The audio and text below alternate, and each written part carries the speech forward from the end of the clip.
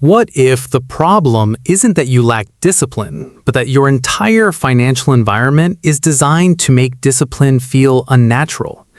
Because if you've ever told yourself, I just need to be more consistent with money, and then somehow ended up back at zero again, you're not alone.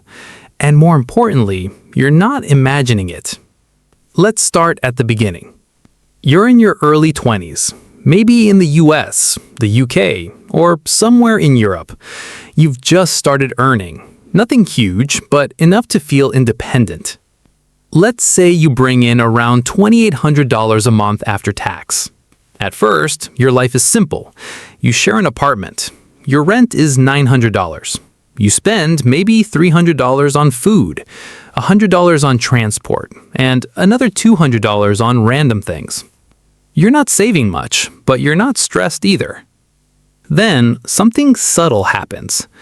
A bank offers you your first credit card. It feels harmless, maybe even responsible. You tell yourself, I'll use it smartly. And you do. At first. A few months later, your lifestyle shifts slightly. You move into a better apartment. You start ordering food more often. You upgrade your phone. Now, your monthly spending quietly increases to around $3,200, but your income is still $2,800. The difference, it goes on your credit card. At this stage, nothing feels wrong. You're making the minimum payments, maybe $80, $100 a month. It feels manageable. But here's the math most people ignore. If you carry a $4,000 balance at around 20% interest, you're paying roughly $800 a year just to stay in place, not to get ahead, just to not fall further behind. And that's where discipline starts to feel strangely difficult, because now every dollar you don't spend feels like you're losing something, but every dollar you do spend costs more than it should.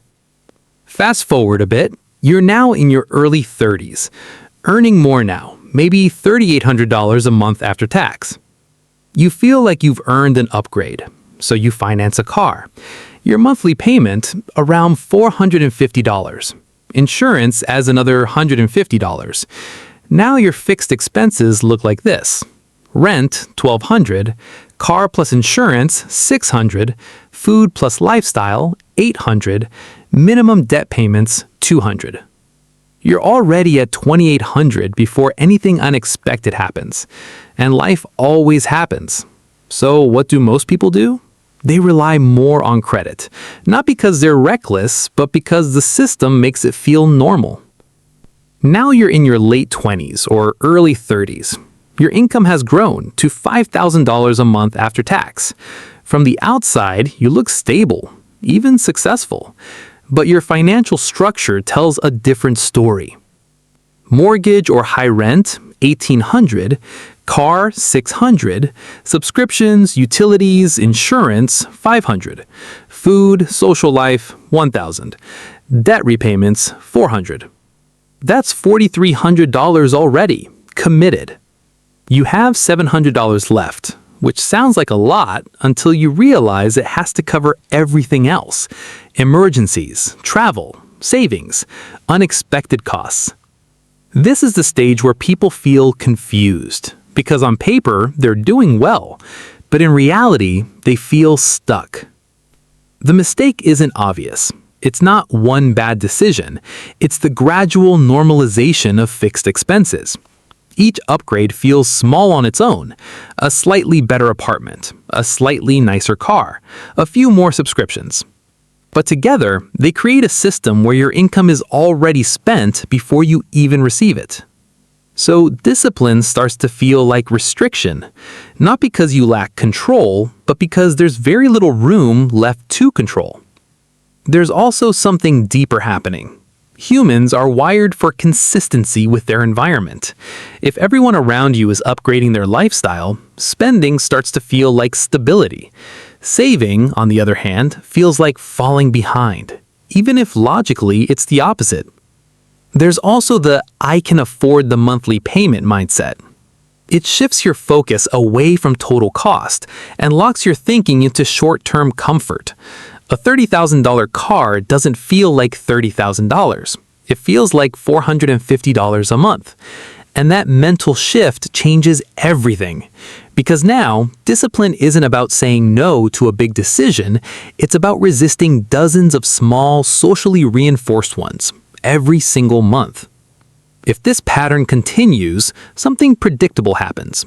Your income grows, but your obligations grow with it. So your financial position stays almost the same. Or worse, becomes more fragile. Because now, your lifestyle depends on consistent income. If your income drops, even temporarily, the entire structure starts to shake. That's why many people earning 70K, 90K, even 120K still feel financially anxious, not because they don't earn enough money, but because they've built a system that requires them to keep earning at that level just to maintain normal life. Shift in perspective. Financially disciplined people don't rely on willpower as much as it seems. They think differently about structure. They don't ask, can I afford this monthly? They ask, what does this commit me to over time? They understand that every fixed cost reduces future flexibility. So instead of upgrading their lifestyle every time income increases, they let some of that increase remain untouched. Not as a sacrifice, but as a form of control. Because the real advantage isn't having more money to spend, it's having more room to choose. So, if financial discipline feels harder than it should, it's not necessarily a personal failure. It's often a structural outcome of how modern financial life is set up. Small upgrades, easy credit, monthly thinking. Individually, they seem harmless. Together, they make discipline feel like resistance against your own life. And once you see that clearly, you don't need extreme motivation to change anything. You just start noticing the trade-offs more honestly. And that, over time, quietly changes your decisions.